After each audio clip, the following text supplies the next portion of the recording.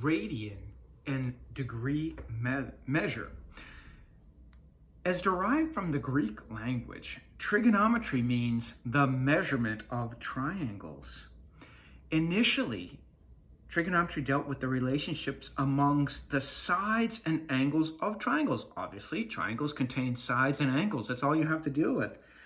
And it was used in the development of astronomy, navigation, and surveying. As physical sciences and calculus developed in the 17th century, a different perspective arose, one that used classical trigonometric relationships as functions with a set of real numbers as their domain. Consequently, the applications of trig expanded to include a vast number of physical phenomena, including rotations, vibrations, and sound waves, light waves, planetary orbits, vibrating strings, pendulums, and atomic orbits of the particles that make up an atom.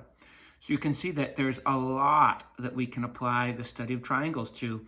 In this approach, in this course, we're going to be looking at both perspectives, the measurement of triangles and their applications. So let's get to it. If we're going to be looking at trigonometry, the measure of triangles, let's first discuss what an angle is.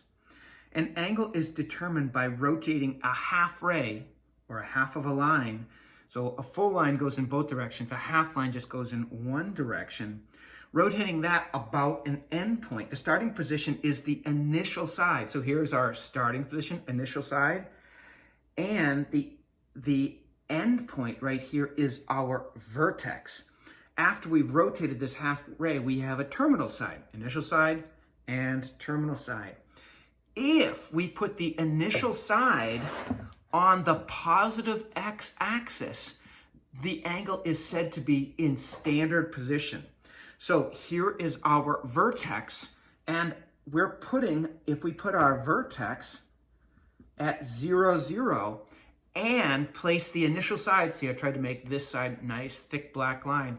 If we make the initial side the positive x-axis, here's the positive x-axis, here's the negative side of the x-axis. If we make that initial side the positive x-axis, and we open the angle, and here's our terminal side, then we say that this angle is in standard position. When we're considering the sine of an angle, if the angle opens counterclockwise, like this red angle here, I'm going from an angle in standard position, here's its initial side at the positive x-axis. If I open counterclockwise, we call that angle positive. If I open clockwise, the angle, by convention, is negative. You've seen this before with the number line.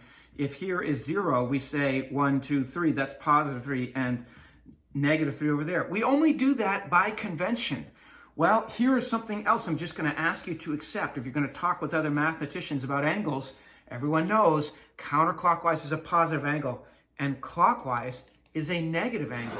Now, if two angles have the same initial and same terminal sides, they are said to be coterminals. So here is our initial side and here's our terminal side. A counterclockwise opening will be positive. We'll call that angle alpha. That's a Greek letter.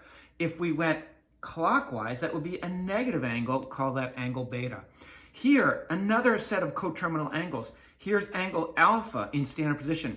If I go angle beta, it goes all the way around the circle and a little bit more.